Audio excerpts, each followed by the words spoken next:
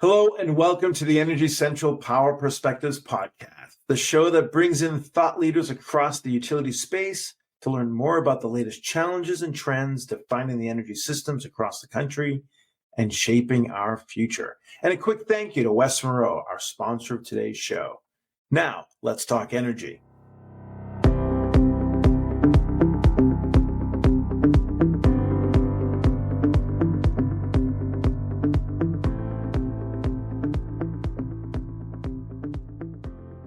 I'm Jason Price, Energy Central podcast host and director with West Monroe, coming to you from New York City. And once again, I'm joined from Orlando, Florida by Matt Chester, podcast producer and Energy Central community manager. Matt, the utility sector is closely regulated, and it seems every week we're hearing about new policy proposals coming from federal, state, or even local governments. And that relationship isn't just a one-way street, though. And utilities are often working directly with policymakers and regulators to move towards shared goals. Matt, as the Energy Central's community manager, how often do you see articles and discussion groups talk about policy and regulation by the utilities? That's a great question, Jason. And I'll say it's likely one of the topics that's actually most asked about in our Energy Central community. While the policies and regulations imparted at each different level of government on the power sector, it impacts each office, each department of a given utility. That said, not everyone within those utilities is themselves an expert on the public policy process. So you'll have everybody from the C-suite through HR and power plants and linemen on the streets all wondering, what is policy going to do to make their jobs more successful, perhaps worrying about misguided regulations impacting them negatively, and generally wanting to learn more about the process. So that's why having experts who are directly plugged into the intersection of the utility business and the public policy world is so critical for us. That's interesting to hear, and it sets the stage for a conversation that will thus really interest our listeners today. The work that happens in the offices of public affairs across utilities is of critical and ongoing importance. And we're lucky today to be able to chat with someone who served as the vice president at a prominent Northwestern utility, Portland General Electric. We're going to be hearing from Dave Robertson, former VP of Public Affairs. Dave has worked in public and government affairs for PGE for the better part of 2 decades. Given the high prominence that the energy sector as a whole has recently played in government and public policy debates, from clean energy to grid reliability to new energy technologies and more, we surely have a lot to learn from Dave. So let's bring him in here. Dave, welcome to the Energy Central Power Perspectives podcast. Hey, Matt and Jason, thank you guys so much for having me. I'm really, really grateful to be here. It's going to be a fun discussion. Likewise, we're thrilled to have you on. So Dave, I know we're catching you for this episode at a crossroads in your career. So I'd love to start at the beginning of your time with Portland General Electric, and we can work our way forwards from there. You had mentioned to us that you got your start right as the Enron scandal was playing out. What was that like for you? Did it give you any pause about working in the power sector, or was it more of a motivation to do things better? Yeah, great question. Yeah, I think a little bit of both. I came to PGE 18 years ago, and so we were right at the middle of 2004, and that was right as Enron, if you folks are utility folks listening in on the podcast, remember we were owned by Enron for a very short period of time, but that was after their bankruptcy, after the West Coast energy crisis, and they were exiting and trying to sell PGE. So I came right at the end as really the Enron team was really a bunch of bankruptcy attorneys trying to pay back creditors and sort of manage all of that. And so it was a pretty interesting time. I'd come from working at PG&E, where I worked for their National Energy Group, which was not the California utility, but their other business lines, independent power producer business line, natural gas pipeline, energy trading, energy services. And I had been there, and part of the reason why I left there is because out of the California PG&E bankruptcy, they sold our business. And so to your question about what was it like, I come right from PG&E, was super glad to be the director of government affairs for Portland General Electric. And then I had joined right as they were supposed to emerge from bankruptcy, and it turned into like 2 or 3 years more of churn. And so I remember having coffee with my uncle, Jack Robertson was his name, and he was the deputy administrator at Bonneville Power Administration. And I had talked to him about taking the job at first, and then as things started to really get crazy at the end with, we had 5 public utility district campaigns, all at the local level, 4 bills at the legislature to make us public power. The city of Portland tried to take us over, and we had 3 failed sales attempts. And I remember having coffee with my uncle going, did I make a mistake here? What did I get myself into? Because this is crazy. Fast forward a couple years to 2006, we were in New York on Wall Street at the stock exchange, ringing the bell and becoming a standalone utility again. And that's really what our local governments really wanted that, and our stakeholders really did. And I think the expectations were high when we came out to be better, right? I hope our stakeholder friends and regulators and everybody else feel like we've really stepped up to that and built a strong Northwest utility, really with a desire to punch above our weight at a national level. And that's what really kind of gets me up in the morning, and why this has been such a fun job here at Portland General Electric. Well, that's a great story, a great journey, and a great uncle. So that's great to hear. Right. Yeah, he is a good uncle. So having entered the world of utility government affairs over 2 decades ago means you've been at the front lines of the clean energy revolution. Did you ever think that regulatory intervention was needed to move the needle, or were you and your colleagues already moving in that direction? Well, I mean, I think you guys have been involved in this industry for a while, and it's been gradual, right? I think the Public Utility Regulatory Policy Act passed back in 1978, and that was really to spur on small renewable development, and it's still alive today, but it took a while to really catch some momentum. And of course, the climate crisis has really sped it all up. And so I think when you think about utilities, and our listeners understand this for sure, but not everybody in the world does, that utilities are a creature of our legislatures and regulation, right? And so we're built to be reliable, safe, affordable, and steady. And so I think that when you think about how do you move the needle in an environment like that, where you're really driven by regulation and policy and enabled by it, you need that regulatory intervention. You need the partnership with your regulators, with the stakeholders, with consumer groups, environmental groups, to find that sweet spot and be able to have a clear path to move forward. Because without it, our life in the utility nerd world is really dependent on that clarity of the roadmap going forward. So yeah, it's been a good one. We definitely had a disposition here to move, certainly where our customers are very interested in clean energy and environmental protection here in the Northwest and in Oregon. And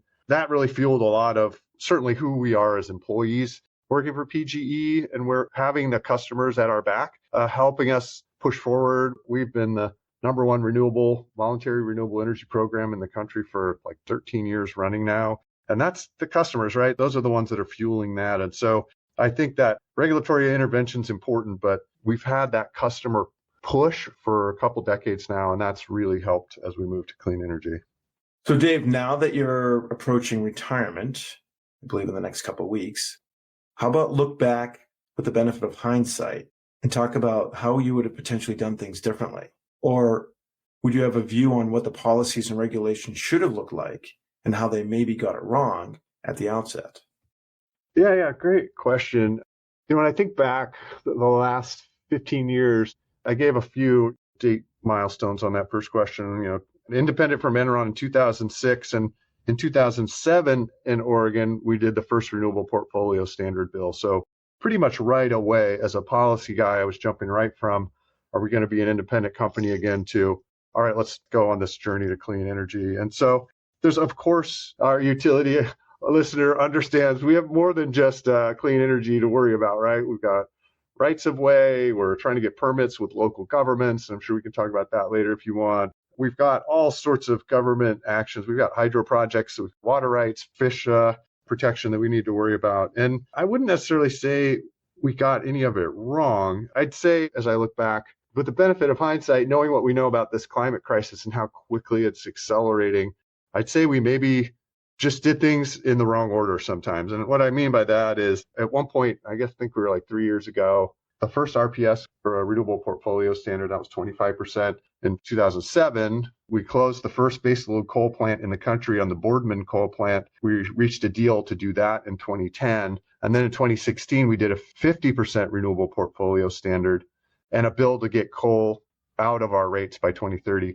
And so all of that was a pretty steady march. I guess I would say the backdrop of all that as a policy matter, we had goals and statute in Oregon for greenhouse gas reduction. And you asked the question earlier, Jason, about regulatory intervention. And a lot of times utilities do really well when the regulatory path is super clear. Like, here's your mandate, here's your goals, now go get it done. And I'd say we could probably have gone a little faster if we had just sort of set those goals earlier on and made them a mandate, and then just went to work on planning for that transition. Again, it's hindsight. I think we're in the right place right now. We passed 100% clean energy law in Oregon in 2021 in the legislative session. And we had 100% clean energy goals as a company the year before that. And so we're where we need to be and where we're going. I'm on the Oregon Global Warming Commission, and they just are releasing a modeling study they did, and which will basically say that Oregon, with all the policies and regulations that have been passed in the last few years, is going to be on track to hit its decarbonization goals by 2035. So that's good news. There's a lot of work to implement that and get it done right. But yeah, I think we're not necessarily differently, but I think in light of the climate crisis, if I could take the time machine back, I'd say let's jump right to the mandate a lot quicker and just get working on it. Sure. Everything that you just described and all the topics you cover, I would think that outsiders probably make the assumption that the public affairs office, the government affairs team is a big department full of an army of lawyers and lobbyists and all the resources you need to get the job done. Yeah. I don't think that's the case. Can you enlighten us about that? Shed some light on that. Yeah, we're not large at all. We're Portland General, for folks who don't know, we're a little shy of 1 million customers, about 900 something thousand. We cover 4,000 square miles. We're a fairly compact service area. We go from the Columbia River in Portland down to Salem, which is the state capital. That's about 55 miles south of us. We're between the two main mountain ranges in Oregon that go north to south. Is Mount Hood on the one side, and then we've got our coastal mountain range on the other. And we're right in that spot. And so we have 51 cities, 6 counties. We've got power plants outside that area in the far eastern Oregon. We've got natural gas plants and hydro plants and wind farms. So we manage state, federal, local, and tribal government relations. And we've got 9 federally recognized tribal governments in Oregon as well. And we've got all that with a department of 12 or 13 people, right, between our local and state and federal government teams. And so it's not a huge group. We've got 6 counties, I think I mentioned. I've got 4 local government reps that cover the counties where we have service. We provide service. We have poles and wires in the street, but they also cover areas where we've got power plants. And then I've got folks who do state government relations at the legislature, plus at the state agencies, kind of like Oregon Department of Energy, Oregon Department of Environmental Quality. There's a lot of policy that happens on the rulemaking side, and that team covers that as well. And then, at the federal government, of course, I don't know if I mentioned early on, but I started my career as a Senate staffer in the U.S. Senate for an Oregon senator named Mark Hatfield. And so we've got a team that does the federal, like a team of 1 plus a little bit of contract help that does the federal side. And sometimes that's more than just Congress, right? You're doing EPA is doing a clean power plan or something like that. And that's policy, right? So we're covering that policy work as well. I guess I'd say we're a bit of a lean, mean fighting machine. We're really focused on partnerships and collaboration and kind of finding those win-wins and kind of moving the policy needle that way. And I think that we've been pretty successful over the last, 18 years or so, getting a lot of stuff done that way. Yeah, you certainly painted an interesting picture because especially for newcomers coming to the industry, they don't really know the breakout and the size and how utilities are organized. So I think what you've done is very helpful to paint a picture, not only for lifers, but also newcomers to understand, basically the makeup of different departments and yours in particular. So thank you for sharing that. Yeah, sure. So I'd like to go a little bit further in your role, because that's what we're here about. Given that there was a smaller team, but an outsized role in the industry, what are some of the key challenges that you've had to face? What's some of the source of inertia or friction between governments setting policies and rules and you and your teams doing what's necessary to get the work done? Yeah, I think I got a couple of stories on that. One, of course, is just around generally how elected officials government officials generally approach energy, right? It's kind of different at different levels of government.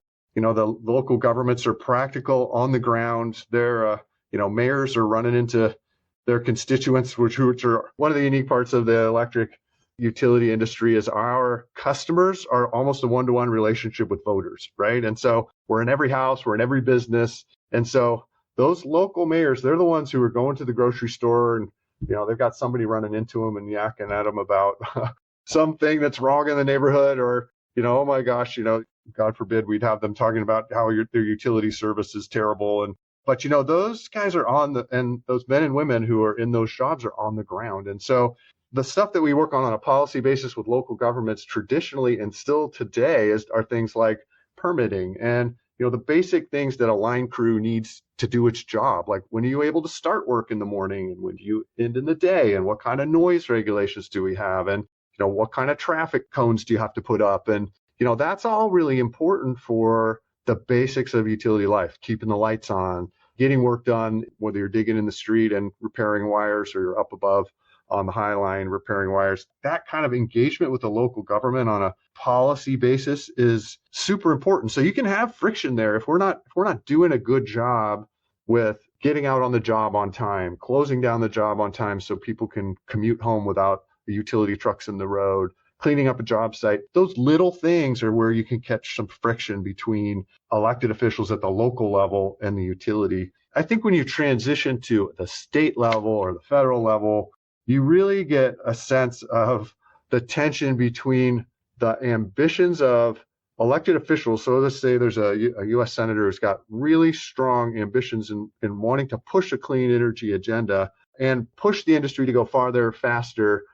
A lot of times the tension just comes in the reality of how quick an industry like ours can move, right? I mean, we're not an industry that's built for, speed, right?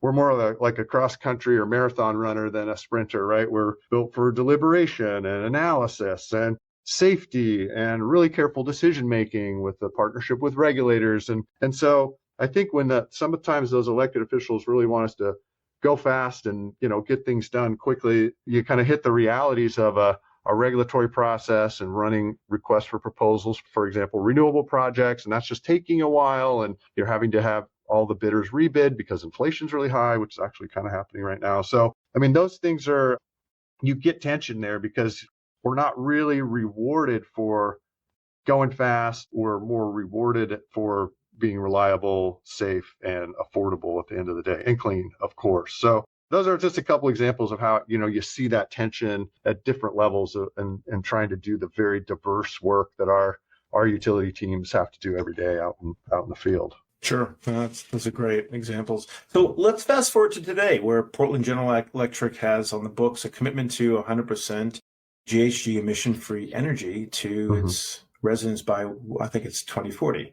From your position, that's been the obvious end game, but what does the role of governing affairs at utilities in your region look like now? I think a couple of things on that. One, the game now is implementation. The goals and targets in the law are set. And I think that's happening in a lot of states. Washington's like that, California's like that. Idaho doesn't have it in the law, but Idaho Power has 100% clean goals for greenhouse gas reduction. So we're on a path to do that through many policy forums in the West due to legislation that's passed the last couple of years. And so some of those policy battles are for the electric utilities are settled. There are other battles going on about natural gas utilities at the moment. But on the electric side, things are pretty settled and we're really into implementation. And the biggest challenge right now is going to be, can we get projects online on time to meet our goals? Can we do it affordably? Can we make sure it's equitably done so that people in the community who have historically been kind of left behind on the jobs associated with these projects or access to clean energy are part of the mix, right? We're talking to them about how to get this done and really engaging with communities on that. I think that implementation piece is going to be critical.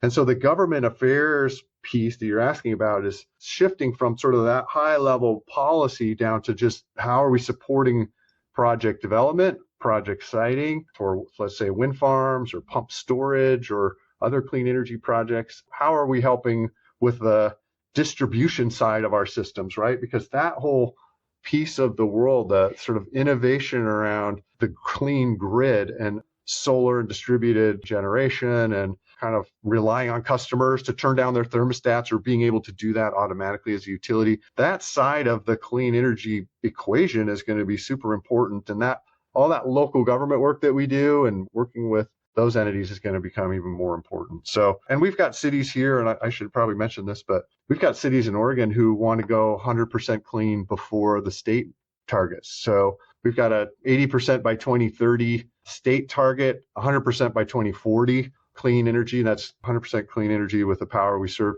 to our customers. I've got some cities who have passed resolutions who want to get there to 100% by 2035 or 2030. And so one of the challenges for us is, well, how do you help them with that, right? We're building that base of clean energy, but they're going to want to have like an incremental product or green power purchase that helps them get to clean 5 years ahead of everybody else. And so a lot of that sort of local government stuff is really going to come into play and be important as we are implementing the clean 100% clean laws and trying to help our customers who want to go further, faster, get there. So it's going to be a fascinating decade for sure. So lots of podcasts to come, I'm sure, for you guys. It's going to be great.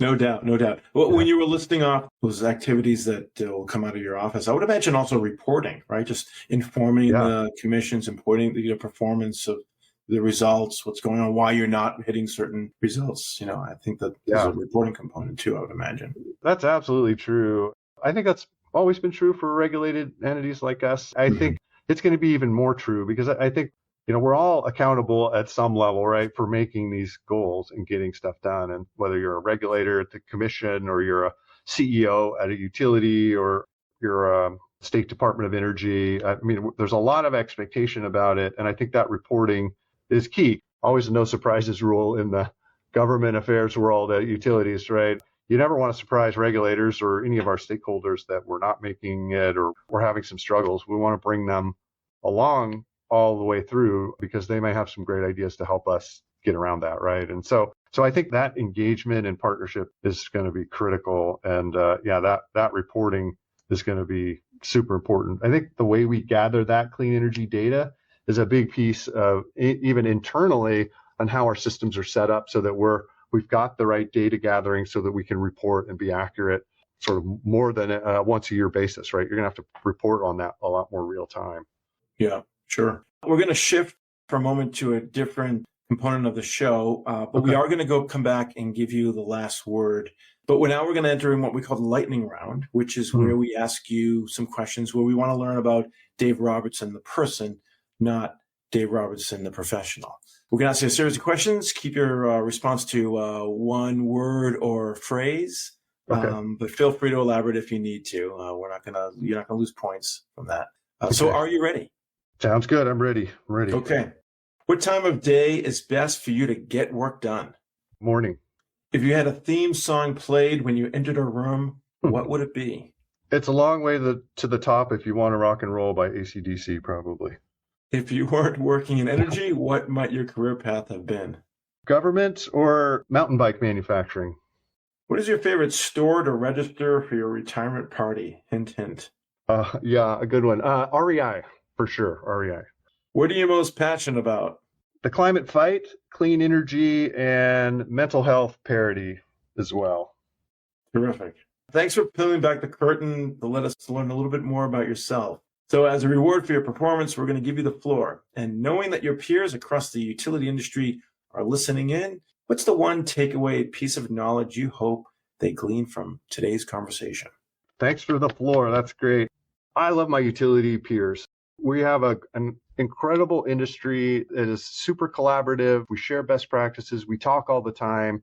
We have mutual assistance agreements when we're in trouble in a ice storm or a wildfire. We got utilities from all over the West to come and help us and help our teams. And I just first off want to express my gratitude to our listening audience and all the partnerships on policy and just on every day getting the job done that we've been able to do over the years I've been here has really just made coming to work fun for me. The next 10 to 20 years are going to be the most consequential in our industry, I think, since the 1930s when we were trying to electrify America.